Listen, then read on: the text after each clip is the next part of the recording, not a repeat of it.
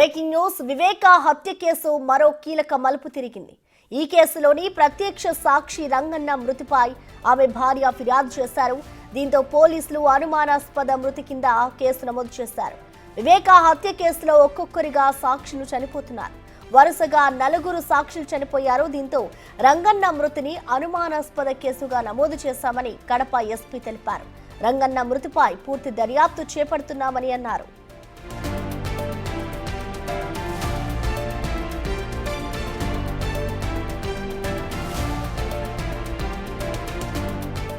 అంతేకాదు సాక్షులు మరణాల వెనుక అనుమానాలు ఉన్నాయని ఎస్పీ చెప్పడం ఇప్పుడు సంచలనంగా మారింది. Srinivas Reddy, Kuwait Gangadhar Reddy, YS Abhishek Reddy, watchman Ranganna ఈ కేసులో సాక్షులుగా ఉన్నారు. వీరంతా ఒకరి తర్వాత ఒకరు చనిపోయారు. ఎందుకు సాక్షులు మరణిస్తున్నారో తెలియాల్సి ఉందని ఎస్పీ అన్నారు.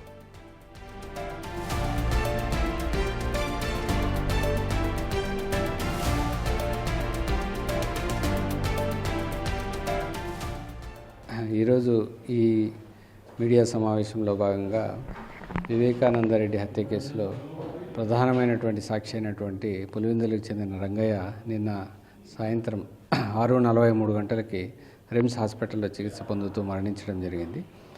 దీన్ని ఒక హై ప్రొఫైల్ మిస్టీరియస్ కేసుగా ఇన్వెస్టిగేషన్ చేస్తూ ఉన్నాం. దీంట్లో భాగంగా ఇప్పటి వరకు చనిపోయినటువంటి సాక్షులు ఎవరైతే ఉన్నారో 2019 నుంచి 24 వరకు 5 నుంచి 6 మంది వరకు చనిపోయారు.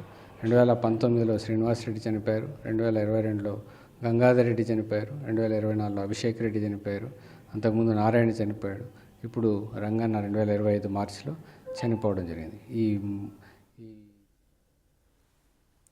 టీడీపీ నేత బీటెక్ రవి కూడా రంగయ్య మృతిపై అనుమానాలు వ్యక్తం చేశారు. వైసీపీ అనుకూల మీడియా ప్రవర్తన చూస్తుంటే తమ అనుమానాలు బలపడుతున్నాయని అన్నారాయన. రంగన్న మృతి విషయంలో నిందను ప్రభుత్వంపై వేయాలని చూస్తున్నారని ఆరోపించారు. రాష్ట్ర వ్యాప్తంగా కూడా ఎంతో ప్రాధాన్యత సంతరించుకున్న కేసు ఇది. ఆ కేసులో ప్రధాన సాక్షి అయినటువంటి రంగన్న గారు తర్వాత నిన్న చనిపోవడం ఆయన చనిపోయిన విధానం కూడా ఏంటంటే, నిన్న ఆయనకు బ్రేక్ఫాస్ట్గా బయట నుంచి ఒక దోశ తెప్పించి ఇచ్చింది వాళ్ళ భార్య. గన్మెన్గా నవీన్ రెడ్డి అనే అతను ఉన్నాడు. ఆ దోశ తిన్న తర్వాత ఆమె అంగన్వాడీ ఆయా టీచర్గా పనిచేస్తుంది కాబట్టి ఆమె ఆ జాబ్లోకి వెళ్ళిపోయింది. జాబ్లోకి వెళ్ళిపోయిన తర్వాత ఇతనికి 2019 మార్చి 15న వివేకానందరెడ్డి హత్య జరిగింది. ఈ హత్య తెలుగు రాష్ట్రాల్లో సంచలనంగా మారింది. ఆ హత్య కేసులో రంగన్న ప్రత్యక్ష సాక్షిగా ఉన్నారు. హత్య జరిగిన టైంలో ఆయన వివేక ఇంటి దగ్గర వాచ్మెన్గా పనిచేసేవారు. హత్య జరిగిన రోజు కూడా ఆయన అక్కడే ఉన్నారు. వివేకానందరెడ్డి చనిపోయిన రోజు అక్కడ తాను 4 చూశానని రంగన్న సిబిఐకి వాంగ్మూలం ఇచ్చారు. రంగన్న ఇచ్చిన స్టేట్మెంట్ ఈ కేసులో కీలకంగా మారింది. ఆ స్టేట్మెంట్ ఆధారంగానే కేసు దర్యాప్తు కొంతమేర ముందుకు కదిలింది. ఇక రంగన్న వాంగ్మూలం ఇవ్వడంతో నిందితుల నుంచి ఆయనకు ప్రమాదం ఉంటుందనే అనుమానంతో 1+1 భద్రత కూడా కల్పించింది ప్రభుత్వం. అయితే కేసు విచారణ కీలక దశలో ఉన్నప్పుడు రంగన్న మృతి చెందారు. కడప రిమ్స్లో చికిత్స పొందుతూ ఆయన చనిపోయారు. ఆయన తీవ్ర అస్వస్థతకు గురి అవ్వడంతో పోలీసులు రంగన్నను ఆసుపత్రికి తరలించారు. ఆ తర్వాత ఆయన చికిత్స పొందుతూ మృతి చెందారు. రంగన్న మృతిపై అతని భార్య ఫిర్యాదు చేయడం ఇప్పుడు సంచలనంగా మారింది.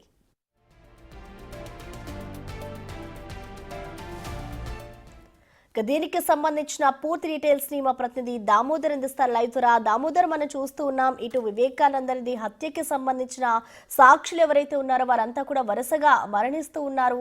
సో మరి దీనికి సంబంధించి ఇప్పుడున్న ప్రభుత్వం కానివ్వచ్చు, అలాగే ఉన్నతాధికారులు ఏ విధమైన విచారణ చేస్తున్నారనుకోవచ్చు దామోదర్?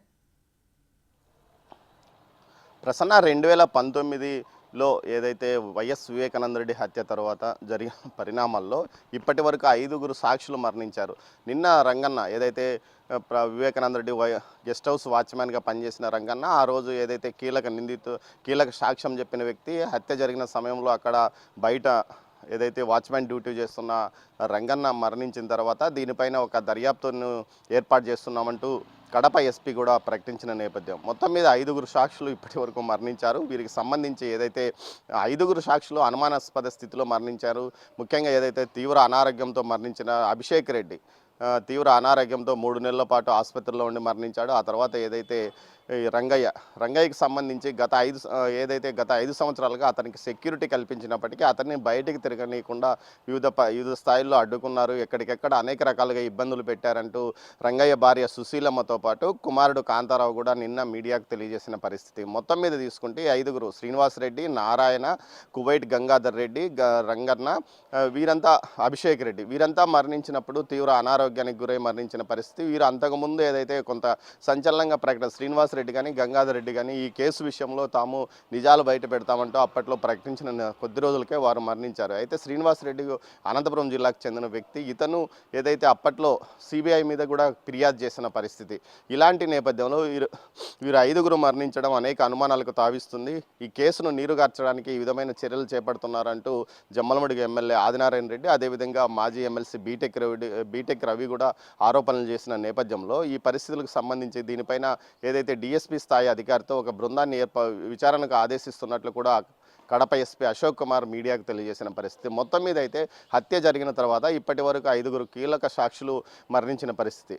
రంగన్న అయితే 2022లో ఈ కేసుకు సంబంధించి జమ్మలమడుగు మెజిస్ట్రేట్ ముందు 164 ప్రకారము వాంగ్మూలం కూడా ఇచ్చాడు. ఆ రోజు జరిగిందేమి, ఎవరెవరు లోపలికి వచ్చారు, కుక్కను ఎవరు చంపారు, గొడ్డలి తీసుకొని లోపలికి ఎవరు వెళ్ళారు, ఈ విషయాలన్నీ అతను సంపూర్ణంగా ఈ విషయాలన్నీ వాంగ్మూలం ఇచ్చిన నేపథ్యంలో ఈ కేసు మరింత బలపడింది. దీనిపైన దర్యాప్తు వేగంగా ముందుకు సాగుతున్న నేపథ్యం. ఇలాంటి పరిస్థితుల్లో ఆయన మరణించడం కొంత ఈ కేసు ఇబ్బందికరంగా మారుతుందంటే లేదు, వాంగ్మూలం పూర్తి స్థాయిలో మెజిస్ట్రేట్ ఎదుట ఇవ్వడం వల్ల ఆ కేసు నిలబడే అవకాశం ఉందంటూ కూడా సిబిఐ చెప్తుంది. మరోవైపు అప్రూవర్గా మారిన దస్తగిరి గతంలో కూడా అనేక సార్లు తన మీద అత్యాయతనాలు జరుగుతున్నాయి, తనను వేధిస్తున్నారు, తనను కూడా చంపడానికి ప్రయత్నిస్తున్నారు అంటూ కూడా అనేక సార్లు మీడియాతో పాటు అతను ప్రకటించిన నేపథ్యం. ఇలాంటి సమయంలో సాక్షుల మరణం అనేక అనుమానాలకు తావిస్తుందంటూ అటు ఆదినారాయణ రెడ్డితో పాటు బీటెక్ రవి కూడా నిన్న మీడియా సమావేశాల్లో తెలియజేసిన పరిస్థితి. ఇప్పటికే ఈ కేసును వేగంగా ఏదైతే విచారణ కొనసాగించామంటూ సుప్రీంకోర్టు తెలంగాణ హైకోర్టును ఆదేశించిన నేపథ్యంలో కేసు దర్యాప్తు ఏ విధంగా ముందుకు వెళ్తుంది, ఇప్పటికే 5గురు సాక్షులు మరణించిన నేపథ్యంలో విచారణ పూర్తయ్యేసరికి